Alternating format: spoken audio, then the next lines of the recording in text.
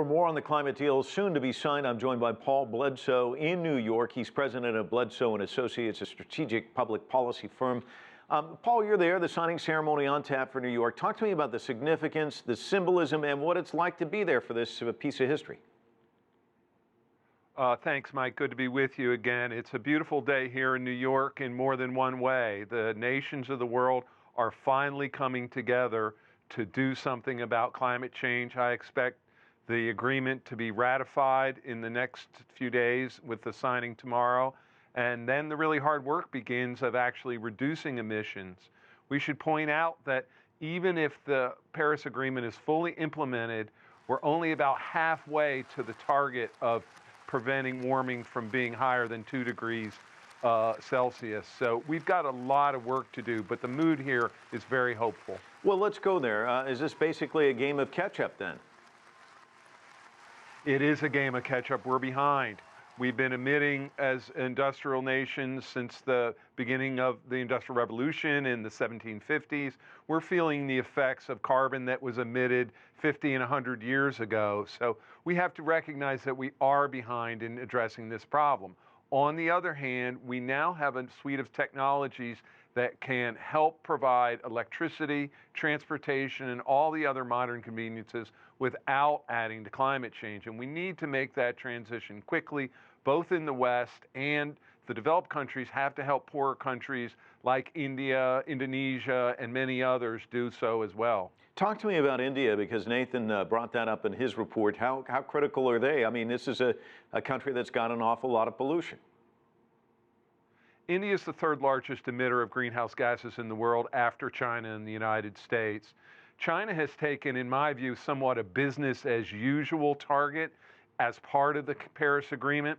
There's reason to believe, actually, that Chinese emissions will peak within a few years, which would be a big benefit to the climate, and I think we need to hold China to that. India is in a different position. India has 600 million people living in dire poverty. On the other hand, they have the worst air quality in the world. I was just in Delhi last summer, and you couldn't see across the street. So they have a strong health and climate reasons to act. The world, however, is going to have to help them by providing them technology and working with them to implement that technology to bring electricity to poor people throughout the country, but do so in a way that doesn't harm their climate. Paul, let's talk about that, because you know about this argument. And I mean, you mentioned 50, 100 years ago. I mean, 1952, there was the smog that blanketed London. We've seen the smog in India and China. It's kind of a byproduct of growth, the industrialized revolution. And a lot of these poorer countries are saying, hey, wait a minute, you guys got the chance to do this, and now we're being penalized. What's the solution there? Because you've heard this debate going back and forth. I certainly have, Mike. The good news is we don't have to pollute and destroy our environment to industrialize anymore. 50 years ago, 100 years ago, that was the only option we had, and we didn't know how serious its consequences are. Now we know how serious its consequences are, and we have renewable power and other sources that don't contribute to climate change. We know how to solve this problem now, and we can help the developed world actually increase their economic growth more than they would if they used coal, natural gas, and oil, because they'll reduce the stresses of climate change on their health, on their agricultural impacts, on their cities, on many other issues.